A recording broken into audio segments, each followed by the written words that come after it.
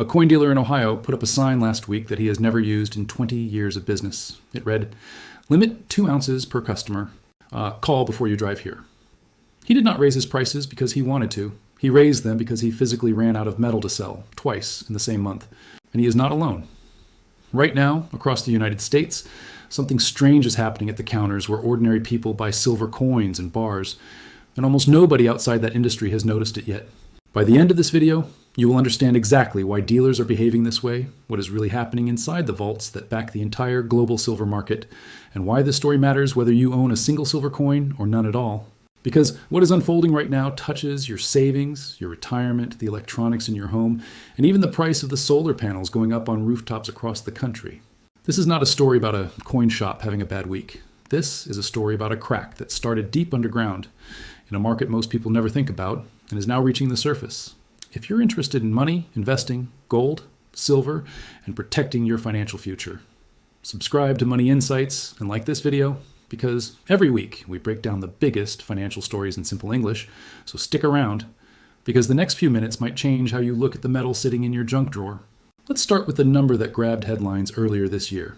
On January 29th, 2026, silver touched an all-time high above $121 an ounce. For a metal that traded around $5 an ounce back in the 1980s, that is a staggering move. But here's where everything changes. Just as fast as silver rocketed up, it came crashing back down, falling nearly 38% in a single day after a hawkish nominee for Federal Reserve Chair rattled the market and long positions unwound violently. As of this week, silver trades in the low 60s, still up more than 60% compared to a year ago, but far below its January peak. So here's the puzzle at the center of this whole story.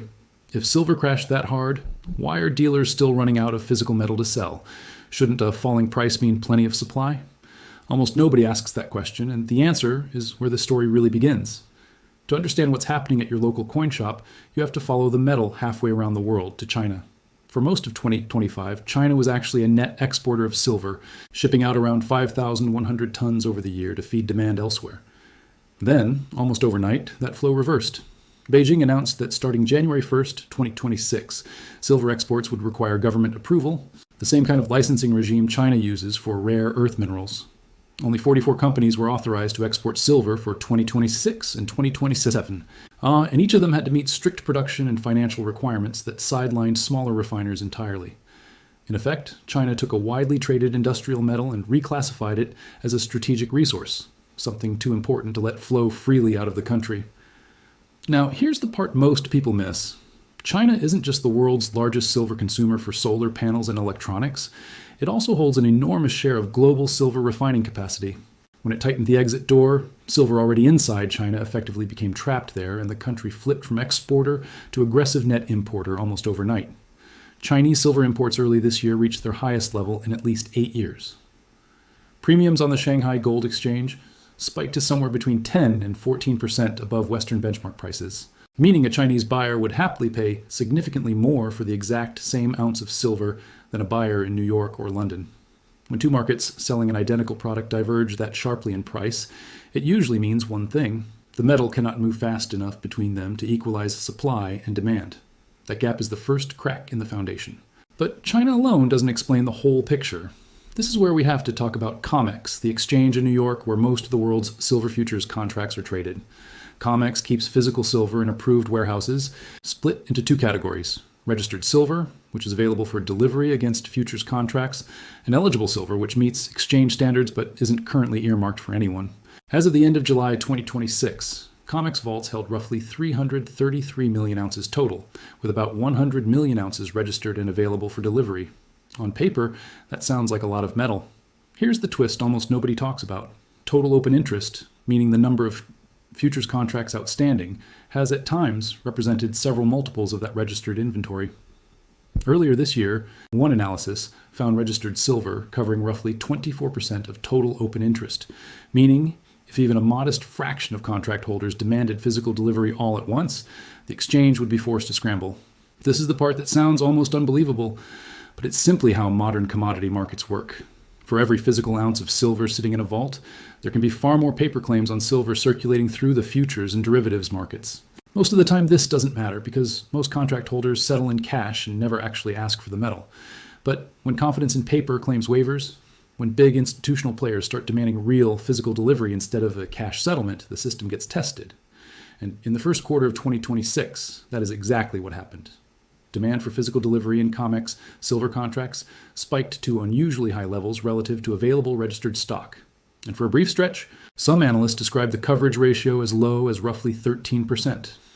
Now here's where everything changes again, because this wasn't just a Wall Street story. It rippled straight down to Main Street coin shops within weeks. Let's pause here and ask the question every viewer should be asking. Why should any of this matter to a school teacher in Ohio, a retiree in Florida, or a young electrician just starting to save? Because silver isn't just an investment metal. It's an industrial metal woven into daily life in ways most people never think about. It's in your phone.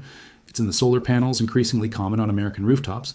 It's in electric vehicle components, in medical devices, and increasingly in the data centers powering artificial intelligence.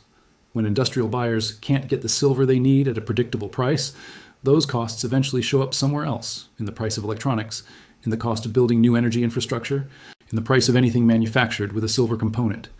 This is not an abstract Wall Street puzzle. It is a supply chain story with a direct line to your wallet.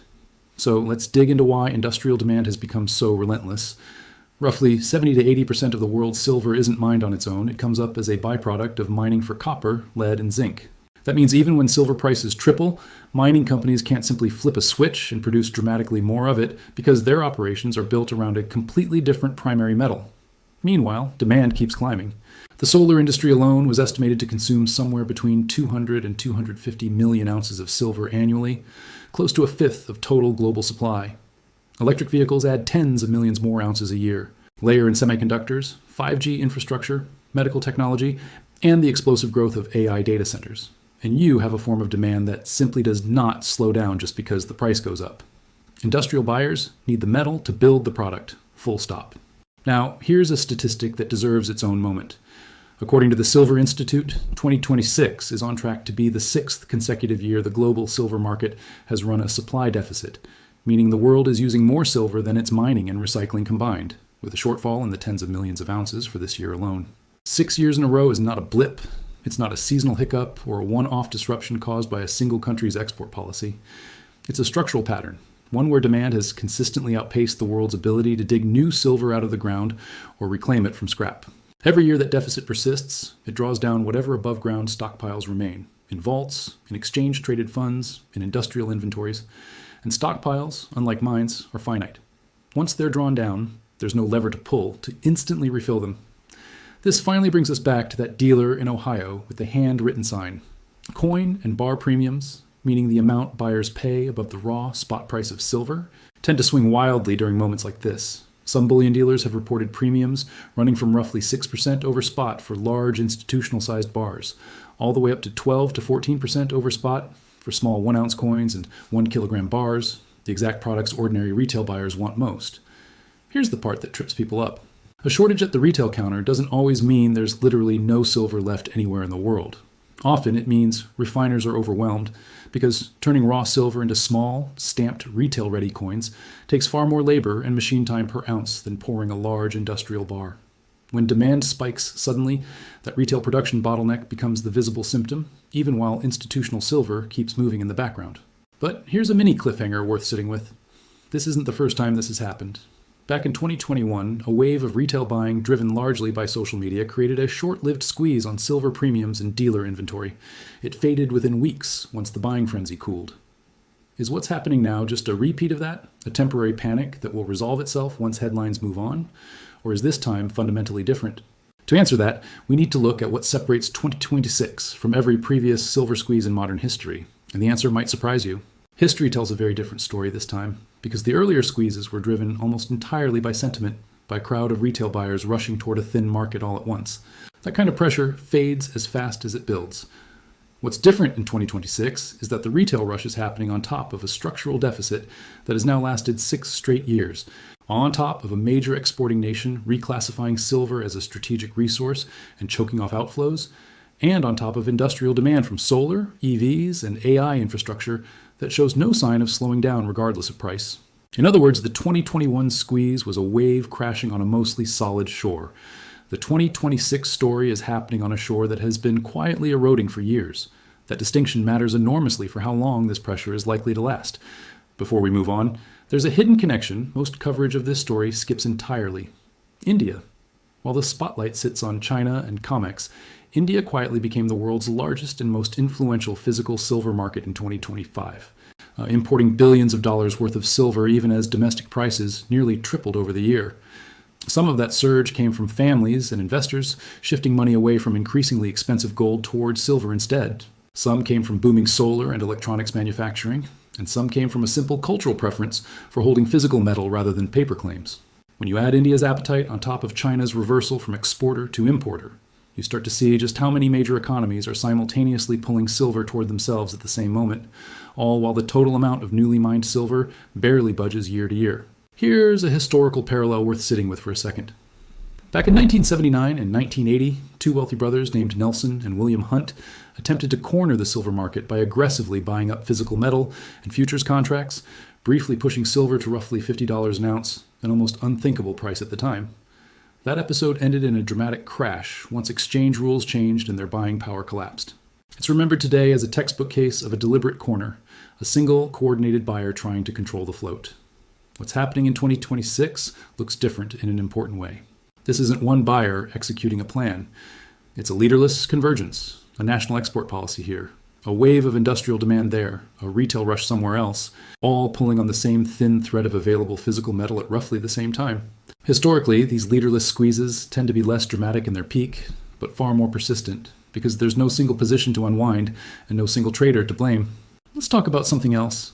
Almost nobody outside professional trading circles pays attention to lease rates. When institutions need physical silver quickly, sometimes they borrow it. I'm paying an interest rate to lease metal rather than buy it outright. In calmer markets, that lease rate sits close to zero. During periods of real physical stress, it can spike sharply because whoever holds the metal knows exactly how badly it's needed and can charge accordingly. Rising lease rates in London and New York earlier this year were widely read by analysts as a signal that physical supply and demand had become seriously imbalanced. Not just on paper, but in the actual movement of real bars between real vaults.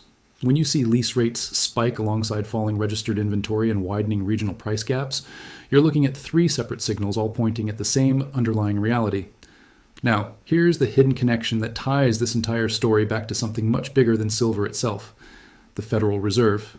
Precious metals, especially silver, are extremely sensitive to expectations about interest rates and the strength of the dollar. Earlier this year, the market had priced in a series of Fed rate cuts, and both gold and silver rallied hard on that expectation, with silver as the more volatile of the two, amplifying every move. When a hawkish nominee for Fed chair emerged and the central bank's own projections were revised down to far fewer rate cuts than the market expected, that dovish narrative broke almost instantly, and silver's rapid climb reversed into that 38% single-day plunge we mentioned earlier. Silver tends to fall harder and faster than gold when sentiment turns, precisely because so much of its recent rally was built on interest rate expectations rather than the underlying physical tightness we've been describing.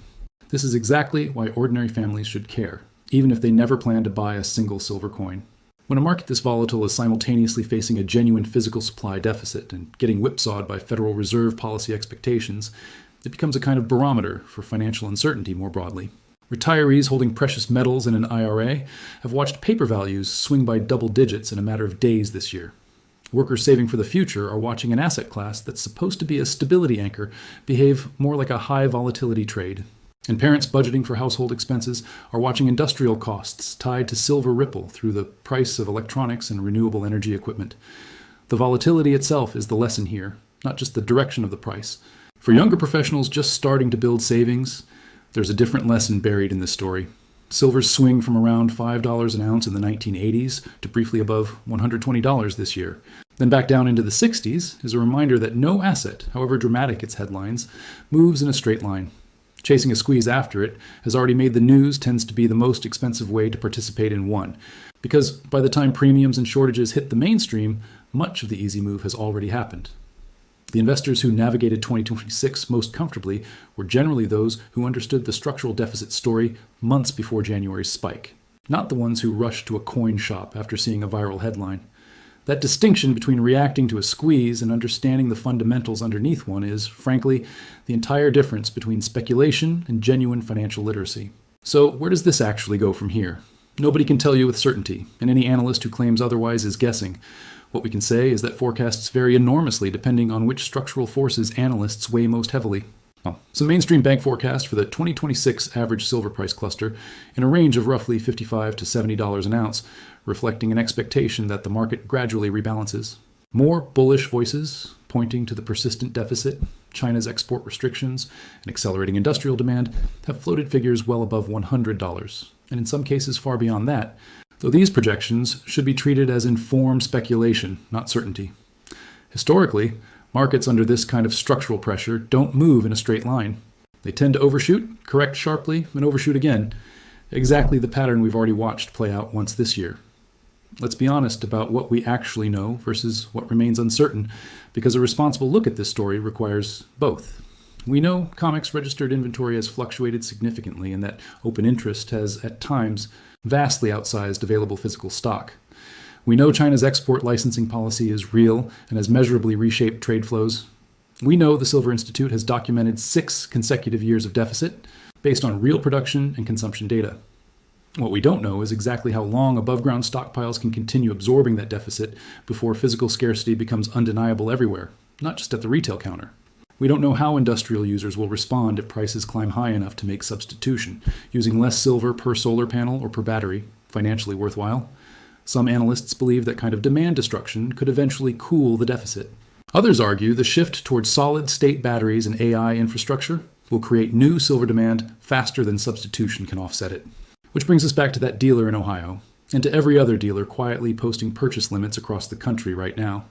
Their handwritten signs are a small, human-scale symptom of a much larger machine.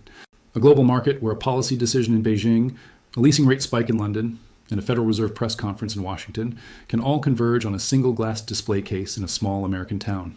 That is the real story here. Not that silver went up or down in price, prices always move, but that the plumbing connecting global industrial demand, exchange inventories, and monetary policy has become visibly strained in a way it hasn't been in decades. So something big really is happening to silver, and now you know why. It isn't a single villain or a single headline. It's 6 years of structural deficit meeting a major exporter's new export controls, meeting relentless industrial demand from solar and AI infrastructure, meeting a Federal Reserve whose every word moves markets by billions of dollars in seconds. Whether prices settle back into the 50s and 60s, or eventually push into territory nobody has seen before, the underlying imbalance between what the world mines and what the world uses isn't going away on its own. Understanding that difference between short-term price noise and long-term structural pressure is exactly the kind of financial literacy that protects families, sharpens investors, and turns confusing headlines into genuine understanding. That's the real takeaway here. Not a prediction, but a clearer lens on how modern markets actually work. If you learned something new today, make sure to subscribe to Money Insights and like this video. More powerful financial insights are coming next.